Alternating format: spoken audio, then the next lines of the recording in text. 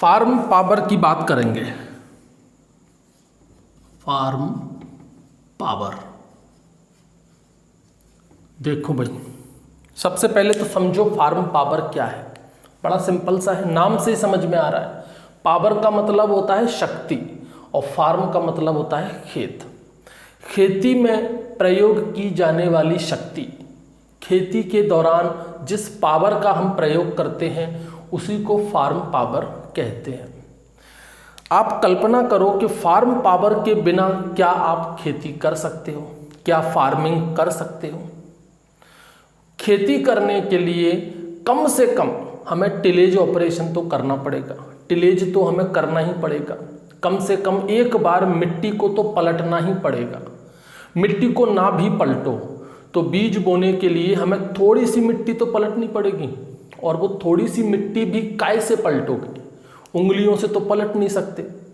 उसके लिए भी हमें कोई छोटा सा औजार लगेगा, कोई छोटा सा टूल या कोई छोटा सा उपकरण, कोई छोटा सा इम्प्लीमेंट लगेगा। तो उसको प्रयोग करने के लिए भी हमें पावर की ज़रूरत पड़ेगी, शक्ति की ज़रूरत पड़ेगी। तो आप कल्पना कीजिए कि अगर बिना फार्म पावर के आप क्या खेती कर सकते हो? नहीं कर सकते। बिना फार्म पावर के खेती करना नामुमकिन जैसा है। फार्म पावर का बहुत इम्पोर्टेंस है। सबसे पहले तो हमने समझ लिया कि फार्म पावर क्या है। अब हम बात करते हैं फार्म पावर के सोर्स की। इसके स्रोत क्या है? ये फार्म पावर आती कहाँ से है? देखो भाई, इसके दो सोर्स हैं। पहला है मोबाइल पावर, ठीक, और दूसरा है स्टेशनरी पावर।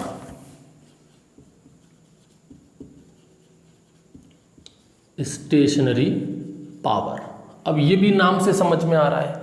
मोबाइल का मतलब होता है जो मूव कर सकता है, जो एक जगह से दूसरी जगह पर जा सकता है, उसे कहते हैं मोबाइल पावर।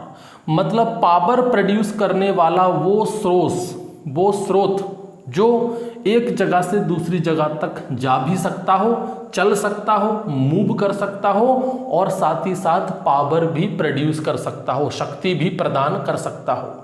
ऐसे कौन से सोर्स हैं भाई? जैसे कि सबसे कॉमन है अपना ह्यूमन पावर, हिंदी में कहते हैं मानव शक्ति। भाई मानव एक जगह से दूसरी जगह जा सकता है और चलते फिरते काम भी कर सकता है, शक्ति भी प्रोड्यूस कर सकता है, ठीक है। तो ह्यूमन पावर भी मोबाइल पावर में आता है। इसके अलावा एनिमल पावर, भाई जानवर भी एक जगह से दूसरी जगह जा सकते हैं और शक्ति प्रदान कर सकते हैं। इसके अलावा ट्रैक्टर भी एक जगह से दूसरी जगह जा सकता है और पावर प्रोड्यूस कर सकता है। इसके अलावा पावर टिलर, ये भी चल सकता है, एक जगह से दूसरी जगह जा सकता है और पावर प्रोड्यूस कर सकता है। इसके अलावा बहुत सारी ऑटोमेटिक मशीन है, जैसे कि कंबाइन, आजकल तो बहुत यूज होता है कंबाइन का। इसके अलावा ट्रांसप्लांटर है, रिपर है। ट्रांसप्लांटर और रिपर, ये सब क्या है? मोबाइल पावर है, जो एक जगह से दूसरी जगह पर चल सकते हैं और चलते फिरते पावर भी प्रोड्यूस कर सकते हैं। दूसरे होते हैं स्टेशनरी पावर, जो कि चल फिर नहीं सकते, एक ही जगह पर रहकर पावर प्रोड्यूस करेंगे, जिसमें सबसे इंपॉर्टेंट है अपना डीजल इंजन। भाई डीजल इंजन का भी यूज होता है। डीजल इंजन कहाँ यूज होता है? डीजल इंजन का अपने बहुत सारे पंप सेट हैं जिनमें डीजल इंजन का हम प्रयोग करते हैं। किसमें? Pump set. कई सारी अपनी वाटर मोटर हैं जिनमें हम डीजल इंजन का यूज करते हैं। इसके अलावा अपने थ्रेसर है, ये थ्रेसर भी बहुत सारे ऐसे हैं जो डीजल इंजन से चलते हैं। इसके अलावा अपना इलेक्ट्रिक मोटर है। इलेक्ट्रिक मोटर अपने बहुत सारे, आजकल तो ज़्यादातर जो पंप सेट हैं जो पानी खींचते हैं ट्यूबवेल में से, वो ज़्यादातर अपने इलेक्ट्रिक मोटर ही हैं। तो क्या वो मोटर पंप एक दो जगह से दूसरी जगह तक जा सकती है, मूव कर सकती है? नहीं कर सकती। मतलब इलेक्ट्रिक मोटर भी किस में आता है? स्टेशनरी में आता है। इसके अलावा रिन्यूएबल एनर्जी है, ये मोस्ट इम्पॉर्टेंट है भैया। देखो इसमें रिन्यूएबल एनर्जी मतलब अपनी बायोगैस एक ही जगह पर रहती है, मूव नहीं कर सकती, एनर्जी प्रोड्यूस करती है। इसके अलावा अपना सोलर प्लांट, आजकल सोलर प्लांट का भी बहुत प्रयोग हो रहा है, ये भी एक ही जगह पर रहते हैं, सूरज की रोशनी को इलेक्ट्रिकल एनर्जी में कन्वर्ट कर देते हैं, इलेक्ट्रिसिटी में कन्वर्ट कर देते हैं। इसके अलावा अपना विंड एनर्जी है, जिसमें अपना विंड मिल आते हैं, विंड मिल। तो ये विंड मिल भी किसका है अपना, ये भी अपना स्टेशनरी में आ जाता है। क्या आपने देखी है पवन चक्कियाँ मूव करती हुई, चलती हुई, एक ही जगह पर रहती हैं और वहीं एक ही जगह पर रुककर वो पावर प्रोड्यूस करती हैं, शक्ति प्रदान करती हैं। तो ये दो कैटेगरी हमने बनाई फार्म पावर की, एक मोबाइल पावर और दूसरा स्टेशनरी पावर। अब इसमें से सबको पढ़ना है, इंपॉर्टेंट बातें पढ़ेंगे कॉम्पिटिटिव एग्जाम के मतलब से। सबसे पहले हम बात करेंगे ह्यूमन पावर की। देखो इस पर बहुत क्वेश्चन आते हैं ह्यूमन पावर पर। कौन कौन से क्वेश्चन आते हैं वो देखो। ह्यूमन पावर का मतलब मानव शक्ति। तो ह्यूमन पावर का प्रयोग खेती में कहाँ होगा? आप खुद सोचो, अगर मुझे खेती करनी हो तो मैं अपनी शक्ति का प्रयोग खेती के किन कामों में कर सकता हूँ? भाई जो छोटे मोटे औजार हैं, जो छोटे मोटे उपकरण हैं, उनको चलाने में, मतलब कि जो स्मॉल टूल्स और इम्प्लीमेंट हैं उनको ऑपरेट करने में हम ह्यूमन पावर का प्रयोग कर सकते हैं। और कहाँ कर सकते हो ह्यूमन पावर का प्रयोग? चेफ कटर में, चेफ कटर चारा काटने वाली मशीन, आप लोगों के गांव में शायद होगी चारा काटने वाली मशीन, देखी भी होगी आपने। तो उसमें भी हम ह्यूमन पावर का यूज़ करते हैं, इलेक्ट्रिक मोटर का भी यूज़ कर लेते हैं, लेकिन आजकल बहुत सी जगह पर आपने देखा होगा ह्यूमन पावर का यूज़ होता है चारा काटने वाली मशीन में। इसके अलावा water lifting device, water lifting device में क्या है भाई? कुएं में बाल्टी डालकर आप जो पानी खींचते हो ना, उसमें भी तो ह्यूमन पावर का यूज़ हो रहा है। तो वाटर लिफ्टिंग डिवाइस में आप ह्यूमन पावर का प्रयोग कर सकते हो। ठीक है, अब देखो इससे क्वेश्चन तो नहीं आते, क्वेश्चन कहाँ से आता है? और मोस्ट इंपॉर्टेंट क्वेश्चन आता है। क्वेश्चन पूछा जाता है कि अगर एक ताकतवर आदमी, एक एवरेज मैन कितनी पावर प्रोड्यूस कर सकता है खेती के काम के लिए, ये क्वेश्चन पूछा जाता है। तो देखो एक एवरेज ह्यूमन, ठीक है, मैं ह्यूमन की बात कर रहा हूँ, ना ही मैंने इसमें आदमी की बात की, नहीं औरत की बात की, नहीं बच्चे की बात की। मैंने कहा एवरेज ह्यूमन कितनी पावर प्रोड्यूस कर सकता है। एक अच्छा खासा हट्टा कट्टा ताकतवर आदमी खेती के लिए कितनी पावर प्रोड्यूस कर सकता है? तो उसका आंसर है 0.1 HP। ये आप लोग याद रखना। कई बार वाट और किलोवाट में भी क्वेश्चन पूछ लिया जाता है, तो ये भी आप याद रखो कि 1 HP में कितने वाट होते हैं। इसको मैं कहाँ लिखूँ? यहाँ लिख देता हूँ। देखो 1 HP में कितने वाट होते हैं? 745.7 वाट, 745.7 वाट। इसको अप्रोक्सीमेट मानो तो ये अपना हो गया, ठीक है, अपना कितना 745 ही मान के चलो इसको, ठीक है। 0.7 अगर याद ना रख पाओ तो इतना मान के चलो। तो एक एवरेज ह्यूमन कितना प्रोड्यूस करता है? 0.1 HP, यानी वाट में अगर इसको कन्वर्ट करें तो एवरेजन कितना होगा जी? 75। एवरेजन कितना होगा? 74.57 हो जाएगा। तो ये 74.57 को एवरेजन हम क्या बोल सकते हैं? 75 वाट। ठीक है, वाट पर भी क्वेश्चन आ जाता है, इसको याद रखना। HP पर भी क्वेश्चन पूछ लेते हैं, वाट पर भी क्वेश्चन पूछ लेते हैं, कई बार तो किलोवाट पर भी क्वेश्चन पूछते हैं। इसको अगर किलोवाट में कन्वर्ट करना हो तो क्या करोगे भाई? किलोवाट में कन्वर्ट करना हो तो जो हो जाएगा आपका 0.745 किलोवाट। यहाँ से आप इसको भी कन्वर्ट कर सकते हो। किलोवाट में कितना लिखोगे इसको? 0.075 किलोवाट। इतनी पावर प्रोड्यूस कर सकता है एक एवरेज आदमी। ठीक है, अगर कोई लगातार काम करने वाला व्यक्ति हो, जैसे कि कोई मजदूर भाई अपना जो लगातार, उनका तो डेली का काम है, भाई मैं खेती काम का नहीं करता, मैं हट्टा कट्टा हूँ, अगर मुझे कोई भेज दे के जा खेती का काम कर तो मैं इतनी पावर प्रोड्यूस कर सकता हूँ। लेकिन अगर यही खेती का काम मैं रोज़ करूँ, लगातार करूँ, तो मेरी जो एफिशिएंसी है वो थोड़ी सी कम हो जाएगी, इतनी नहीं रहेगी फिर। तो एक लगातार काम करने वाला व्यक्ति, एक सस्टेन्ड वर्किंग वाला व्यक्ति, कैसा व्यक्ति? Sustained working. सस्टेन्ड वर्किंग का मतलब हिंदी में कहते हैं लगातार काम करने वाला अगर कोई व्यक्ति है तो उस केस में पावर जनरेशन क्या होगा। यहाँ पर हम तीनों का याद रखेंगे। इंसान, एक आदमी कितनी पावर जनरेट कर सकता है, एक औरत कितनी जनरेट कर सकती है, और बच्चे कितनी पावर जनरेट कर सकते हैं। देखो, अगर यहाँ पर मैं मैन की बात करूँ तो ये 60 वाट की पावर जनरेट कर सकता है। ये कौन सा है? सस्टेन्ड वर्किंग वाला। अगर कोई आदमी रोज काम करता है, लगातार काम करता है, तो वो 60 वाट तक की पावर प्रोड्यूस कर सकता है। वहीं अगर मैं वुमन, औरत की बात करूं तो ये 48 वाट तक की पावर प्रोड्यूस कर सकती है। वहीं अगर मैं चिल्ड्रन की बात करूं, बच्चों की बात करूं, ठीक है, चिल्ड्रन का मतलब बच्चे हो गए, लेकिन एक ही बच्चे की बात कर रहे हैं, ठीक है, तो वे 30 वाट तक की पावर प्रोड्यूस कर सकते हैं। ठीक है, ये बहुत इंपॉर्टेंट है, ये सभी डाटा आप लोग इनको याद रखना, सीधे सीधे क्वेश्चन आ जाते हैं कई बार तो। ठीक है भाई, ये तो बात कर ली अपन ने पावर की, और कौन सा? ह्यूमन पावर की। अब आ जाओ आप एनिमल पावर पर। देखो, एनिमल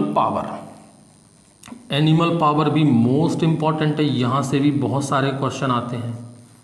एनिमल पावर मतलब जब हम पशुओं का प्रयोग करें। अब एनिमल पावर का कंसेप्ट ह्यूमन पावर से बिल्कुल अलग है। हमने ह्यूमन पावर में कहीं पर भी उस इंसान के बॉडी वेट की बात नहीं करी, उसके शारीरिक वजन की बात नहीं करी। हमने ये नहीं कहा कि वो व्यक्ति ज़्यादा मोटा है, उसका वजन ज़्यादा है तो वो ज़्यादा पावर जनरेट कर सकता है। ऐसा इंसानों में नहीं होता, लेकिन ऐसा एनिमल के अंदर होता है। एनिमल के अंदर, पशुओं के अंदर जो शक्ति प्रदान करने की जो क्षमता है, जो पावर जनरेट करने की जो कैपेसिटी है, वो डिपेंड करती है उनके शारीरिक वजन पर, उनके बॉडी वेट पर। ठीक, ये है इसका मोस्ट इम्पॉर्टेंट पॉइंट। यहाँ पर जो एनिमल पावर है वो डिपेंड करती है ऑन इट्स बॉडी वेट। उनका जितना शारीरिक वजन होगा उस हिसाब के उसका कुछ प्रतिशत वो पावर जनरेट कर सकते हैं। ठीक, तो एनिमल पावर में आपको पहला पॉइंट तो ये याद रखना है। अब यहाँ पर देखो, बॉडी वेट की बात हो गई है, तो यहाँ पर एक चीज़ और देख लो, क्लासिफिकेशन देख लो एनिमल का। हम बोलते हैं कि ये छोटे जानवर हैं, कुछ ये मध्यम वाले जानवर हैं, कुछ ये बड़े जानवर हैं, कुछ हैवी जानवर हैं। ये क्लासिफिकेशन हम कैसे करते हैं? कुछ तो वजन होगा उनका, कि भाई इतने वजन से लेकर इतने वजन वाले जो जानवर हैं उनको स्मॉल बोलेंगे, और इतने वजन से लेकर उतने वजन तक के जानवर हैं उनको मीडियम बोलेंगे। वो रेंज क्या है, उस रेंज को थोड़ा सा देख लो। यहाँ पर 4 रेंज बनाई है हमने। 4 रेंज कौन कौन सी? एक स्मॉल, जिन जानवरों का वजन 200 से लेकर 300 किलो के बीच में है। देखो, एक होते हैं स्मॉल एनिमल, इनका वजन कितना होगा? 200 से लेकर 300 किलो तक के बीच में। ठीक है, एक होते हैं मीडियम, इनका वजन होता है 301 से लेकर के 400 किलो के बीच में। ठीक, एक होते हैं लार्ज, इनका वजन होता है 401 से लेकर के 500 किलो के बीच में। और एक होते हैं अपने हैवी जानवर, मतलब जिनका वजन 501 या फिर उससे ऊपर हो, वो आ जाएंगे अपनी हैवी कैटेगरी में। 4 तो कैटेगरी याद रखो। अब आ जाओ अपने में जानवर। देखो, सबसे ज़्यादा हम किस जानवर का प्रयोग करते हैं खेती में? हम सभी जानते हैं बुलक। हिंदी में क्या बोलते हैं बुलक को? बैल। ठीक है, ये बैल जो है वो अपने बॉडी वेट का जितना भी वजन उनका होगा, जितना उन वजन बैल का शारीरिक वजन होगा, उसका 10% वो पावर जनरेट कर सकते हैं। मतलब ये कितना पावर जनरेट कर सकते हैं? 10% ऑफ 10% ऑफ बॉडी वेट, अपने ने शारीरिक वजन का 10% वो पावर जनरेट कर सकते हैं। किस में? बुलक में। और यहाँ पर एक बात और याद रखो कि एक पेयर बुलक, ज़्यादातर हम बैल जोड़ी का ही प्रयोग करते हैं, तो एक जोड़ी बुलक कितनी पावर जनरेट करती है? आंसर है 1 HP। इसको याद रखना, 1 HP। ठीक है, क्वेश्चन ऐसे भी घुमा के पूछ लेते हैं कि भाई कितने व्यक्तियों की ज़रूरत पड़ेगी, कितने इंसानों की ज़रूरत पड़ेगी कि वे एक पेयर ऑफ बुलक के बराबर पावर जनरेट कर दें। तो आप देखो 1 pair of bullock 1 HP power generate कर रहे हैं और एक एवरेज व्यक्ति कितना कर रहा है 0.1 HP। ठीक है, इसको 1 HP करने के लिए हमें क्या करना पड़ेगा 0.1 में मल्टीप्लाई करना पड़ेगा 10 का, तो ये कितना हो जाएगा 1 HP। तो इसका मतलब क्या हुआ, यहाँ पर 10 ह्यूमन की पावर, ये किसके बराबर है 10 ह्यूमन पावर की। 10 व्यक्ति जब मिल जाएंगे तो वे एक जोड़ी बैल के बराबर पावर जनरेट कर पाएंगे। यहाँ से भी क्वेश्चन आता है। ठीक है, ये तो बात की बुलक की।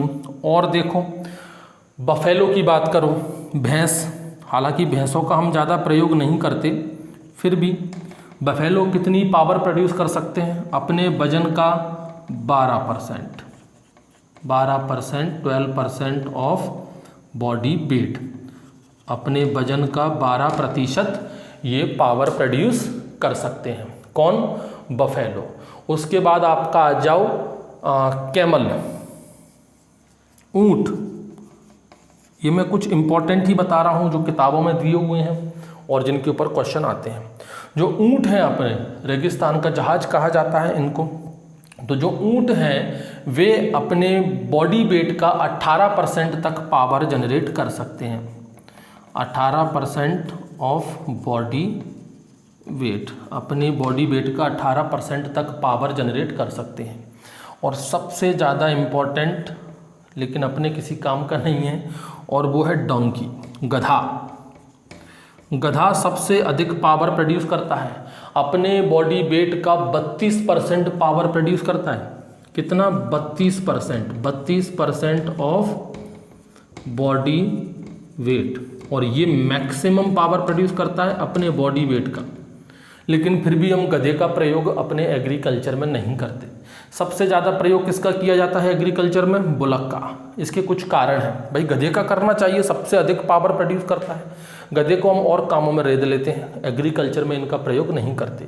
बुलक का क्यों प्रयोग करते हैं यहाँ नहीं लिखूंगा मैं, सिंपल सी बातें हैं। एक तो देखो बुलक जो है वो आपके भरोसेमंद होते हैं, बैल जो होते हैं वो भरोसेमंद होते हैं। अपने गांव के वातावरण में कैसी भी कठोर कंडीशन हो, कीचड़ हो, मिट्टी हो, उसमें भी काम करते हैं। ठीक है, गाँव में जो भी खाने के लिए इन पर उपलब्ध होता है उसमें रह लेते हैं, उसको खा पी लेते हैं, कोई अलग से इनकी डिमांड नहीं है। इसके अलावा सबसे इम्पॉर्टेंट बात, इनका गोबर और इनका मूत्र बायोगैस बनाने में और अपना FYM बनाने में बहुत प्रयोग होता है। किसका, बुलक का। तो मल्टीपर्पस हो गई एक तरह से। मल्टीपर्पस दूध नहीं देते, ध्यान रखना, बुलक बैल कभी दूध नहीं देते। मल्टीपर्पस का मतलब कई सारे काम, बैलगाड़ी में इनका काम आता है, खेतों को जोतने में इनका काम आता है। ठीक है, इसलिए हम एग्रीकल्चर में सबसे ज़्यादा बुलक का यूज़ होता है, गधे का हम यूज़ नहीं करते। तो ये डाटा आप लोग याद रखना, इस डाटा पर क्वेश्चन कई बार आ जाता है। ठीक है भाई, अब आ जाओ मैकेनिकल पावर पे। ठीक, इसको मिटा देता हूँ मैं, स्टेशनरी पावर को यहाँ से। ये अपना दोनों पार्ट आप लोग याद रखना, कौन कौन सा, ह्यूमन पावर और आपका एनिमल पावर। अब आ जाओ अपना मैकेनिकल पावर, इधर से उल्टा हाथ पड़ गया, एक minute. Mechanical power, mechanical power में सबसे पहले हम बात करेंगे ट्रैक्टर की। ठीक है, ट्रैक्टर को बाद में डिटेल में पढ़ेंगे, अभी सिर्फ पावर से रिलेटेड बात कर लो। हमारे भारत में 20 HP से लेकर के 41 HP और उससे ऊपर तक के ट्रैक्टर बनाए जाते हैं। हाँ, अलग अलग रेंज के हैं। ठीक है, HP में ही बनाए जाते हैं, HP में ध्यान रखना। एक बात और आप याद रखना, पावर का कभी भी मेजरमेंट हम लोग करते हैं तो ज़्यादातर हम लोग HP में ही करते हैं। खास करके अपने एग्रीकल्चर में हम सबसे ज़्यादा इस HP का ही प्रयोग करते हैं। ठीक है भाई, तो ट्रैक्टर अपने यहाँ पर इंडिया के अंदर 3 रेंज में बनते हैं। एक तो 20 से लेकर 30 HP वाले रेंज के। 25% ट्रैक्टर अपने भारत में जो है वो 20 से लेकर 30 HP वाले रेंज के बनते हैं। किसने, 20 से लेकर 30 HP वाले रेंज के। ठीक, दूसरी कैटेगरी जो सबसे मैक्सिमम है वो है 31 से लेकर 40 HP। लगभग 60% ट्रैक्टर अपने 31 से 40 HP वाली रेंज के बनते हैं। और 41 और उससे ऊपर वाले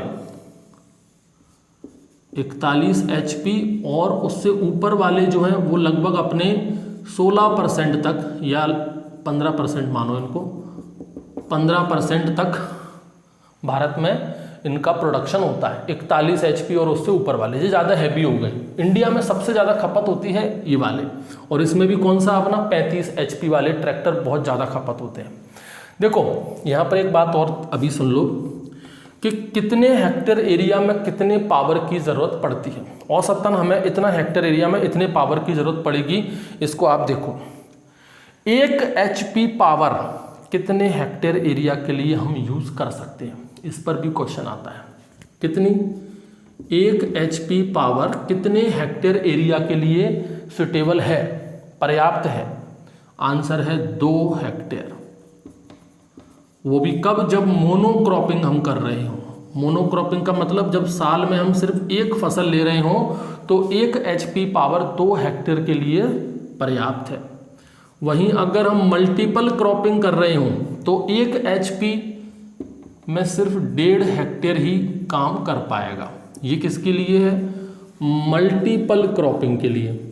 अगर एक साल में एक से अधिक फसल ले रहे हैं तो फिर अपना 1 HP 1.5 हेक्टेयर पावर के लिए 1.5 हेक्टेयर के लिए अपना पर्याप्त रहेगा। ये दोनों डाटा आप लोग याद रखना। देखो भारत में हम जब कभी भी पावर एबिलिटी की बात करते हैं, ट्रैक्टर की बात कर रहा हूँ, तो वो हम मापते हैं लगभग 35 HP पर। कितने पर? 35 HP पर नापते हैं। 35 HP का मतलब होता है अपना ये लगभग हो जाएगा अपना 35 HP, कैलकुलेट करो भाई, 35 HP 26.1 किलोवाट लगभग। ठीक है, एग्जैक्ट डाटा मैं आपको बता रहा हूँ, 26.1 किलोवाट। क्वेश्चन ये पूछा जाता है कि एक ट्रैक्टर का कमांड एरिया कितना होता है, एवरेज कमांड एरिया, एग्जैक्ट नहीं बोलेंगे इसको, कि एवरेज कमांड एरिया कितना होता है। The average command area of tractor वो कितना होता है आपका? लगभग 15 हेक्टेयर। ये डाटा आप लोग याद रखना। यानी कि एक ट्रैक्टर लगभग 15 हेक्टेयर एरिया में अपना काम कर सकता है। उस ट्रैक्टर की रेंज कितनी होनी चाहिए? 26.1 किलोवाट, जो लगभग 35 HP के बराबर है। ठीक है भाई, ये आप लोग डाटा याद रखना। अपने इंडिया में जब भी हम एक ट्रैक्टर के पावर एबिलिटी की बात करते हैं, शक्ति उपलब्धता की बात करते हैं एक ट्रैक्टर में, तो उसको 26.1 किलोवाट से ही मापा जाता है। ठीक है, तो ये एवरेज कमांड एरिया की बात करी हमने ट्रैक्टर की। अब आ जाओ पावर टिलर। दूसरा है, बस ट्रैक्टर में अभी इतना याद रखना, बाकी का ट्रैक्टर को डिटेल में पढ़ेंगे। दूसरा है अपना पावर टिलर। देखो भाई, पावर टिलर का भी अपना रेंज है। इंडिया के अंदर लगभग 6 मॉडल हैं, अब तो और भी ज़्यादा होंगे। किताबों के अनुसार इंडिया के अंदर कितने मॉडल हैं? लगभग 6 मॉडल, अबाउट 6 मॉडल हैं यहाँ पर अपने इंडिया के अंदर। और ये जो 6 मॉडल हैं उनकी भी रेंज है। ये अपने जो 6 मॉडल हैं वो लगभग 8 से 12 HP के बीच में है। कितना है? 8 से 12 HP के रेंज में है। 8 HP से लेके 12 HP तक रेंज में अपन को पावर टिलर मिल जाते हैं। तो जैसे हमने ट्रैक्टर में बात की थी ना कि एक पावर एबिलिटी के लिए हम न्यूनतम वैल्यू कितनी रखते हैं? 26.1 किलोवाट, 35 HP। ठीक उसी तरह से पावर टिलर के लिए भी हम पर यूनिट की जो बात करते हैं, जो पावर एबिलिटी की बात करते हैं हम पावर टिलर के अंदर, वो होती है 7 किलोवाट पर यूनिट के हिसाब से। कितनी? 7 किलोवाट पर यूनिट के हिसाब से। यहाँ पर भी एवरेज कमांड एरिया पूछा जाता है, जैसे ट्रैक्टर में पूछा गया है कि एक ट्रैक्टर औसतन कितने एरिया को कवर कर लेता है, तो वो 15 हेक्टेयर है। और ट्रैक्टर की ताकत कितनी होनी चाहिए? लगभग 35 HP। ऐसे ही यहाँ पर टिलर का भी पूछते हैं कि भाई एक टिलर जो है उसका एवरेज कमांड एरिया कितना है, मतलब एक टिलर लगभग कितना एरिया कवर कर सकता है? तो आंसर है अपना 5 हेक्टेयर। लगभग 5 हेक्टेयर एरिया में अपना एक टिलर कमांड कर सकता है। और उस टिलर की कैपेसिटी कितनी होनी चाहिए? 7 किलोवाट। ठीक है भाई। और देखो, हाँ देखो, ये टिलर की बात कर ली। अब आप खुद बताओ इस बुलक का कितना होगा? कहाँ गया भाई? अपना बुलक, एक जोड़ी बैल, ये है अपना एक जोड़ी बैल जो कितनी पावर प्रोड्यूस करता है 1 HP। बताओ ये 1 HP कितने हेक्टेयर एरिया के लिए, मतलब इस एक जोड़ी बुलक के लिए कमांड एरिया कितना होगा? सिंपल है, अभी बता चुका हूँ। 1 HP कितने हेक्टेयर के लिए काम कर सकता है? 2 हेक्टेयर के लिए। मतलब अगर आपसे पूछ ले कि जैसे इसमें पूछा गया ना एवरेज कमांड एरिया टिलर का कितना है, एवरेज कमांड एरिया ट्रैक्टर का कितना है, ऐसे ही पूछ ले कि average command area 1 pair of bullock का कितना है। तो बुलक का पावर आपको पता है 1 HP एक पेयर का, और 1 HP किसके बराबर होता है? 2 हेक्टेयर के बराबर। बराबर का मतलब हो गया कि 1 HP अपने 2 हेक्टेयर एरिया के लिए सफिशिएंट है। मतलब एवरेज कमांड एरिया एक पेयर बुलक के लिए कितना हो गया? 2 हेक्टेयर। ठीक है, ये तो बात की पावर टिलर की। अब बात कर लो अपन यहाँ पर रिन्यूएबल एनर्जी की। रिन्यूएबल एनर्जी में अपन को सब कुछ बाद में पढ़ना है डिटेल में, क्योंकि रिन्यूएबल एनर्जी में एक तो है अपना बायोगैस प्लांट को डिटेल में पढ़ेंगे। उसके अलावा एक है अपना सोलर प्लांट, इसको भी डिटेल में पढ़ा जाएगा। और दूसरा है अपना विंड एनर्जी। ठीक है भाई, इस विंड एनर्जी में अपन को क्या पढ़ना है? विंड मिल पढ़ना है। इस विंड मिल में एक बात अभी के लिए याद रख लो, एक विंड मिल लगभग कितनी पावर प्रोड्यूस करती है? ये क्वेश्चन कभी कभी पूछ लेते हैं। एक विंड मिल 0.1 से लेकर लगभग 0.9 HP तक की पावर प्रोड्यूस करती है एक विंड मिल। ठीक है, अभी के लिए इतना याद रखो, बाकी का विंड मिल को हम बाद में पढ़ेंगे। तो ये तो बात की अपन ने फार्म पावर की। कॉम्पिटिटिव एग्जाम के मतलब से मैं अभी से कह रहा हूँ, कई बच्चे फिर पूछते हैं डिटेल में पढ़ाओ सर, और डिटेल में पढ़ाओ। अपने इस चैनल का पर्पस है कॉम्पिटिटिव एग्जाम को फाइट करना। ठीक है, जो चीज़ डिटेल में पढ़ाने लायक होगी उसको डिटेल में पढ़ाएंगे। हमारे एक सर थे, वो कहते थे कि सिलेक्टिव पढ़ो और सिलेक्ट हो जाओ। पढ़ने को तो इतना है कि पूरी ज़िंदगी निकल जाएगी। पहले सिलेक्टिव पढ़ लो, सिलेक्ट हो जाओ, उस पद के ऊपर पहुंच जाओ, खुद को सेटल कर लो, उसके बाद जितना पढ़ना है उतना पढ़ लेना। हमें क्या करना है? बुलक जैसा काम करना है, डोंकी जैसा, गधे जैसा काम नहीं करना। मेहनत करनी है, लेकिन उसके साथ साथ स्मार्ट वर्क भी करना है। Hard work plus smart work, ये दोनों काम हमें करने हैं। भले ही गधा 32% अपनी बॉडी वेट का कर सकता है, लेकिन फिर भी एग्रीकल्चर में उसका प्रयोग नहीं होता, क्योंकि गधा सिर्फ हार्ड वर्क करता है, स्मार्ट वर्क नहीं करता। तो हमें गधों जैसा काम नहीं करना है, हमें स्मार्ट वर्क करना है। ठीक है, तो ये कॉम्पिटिटिव एग्जाम के हिसाब से मैंने आपको कवर करा दिया फार्म पावर। यहाँ से बहुत सारे क्वेश्चन बनते हैं, इन सब डाटा को आप लोग पढ़ना, ये वीडियो बार बार देखना, 1 बार 2 बार 3 बार, अपने आप सारे डाटा याद हो जाएंगे। ठीक है।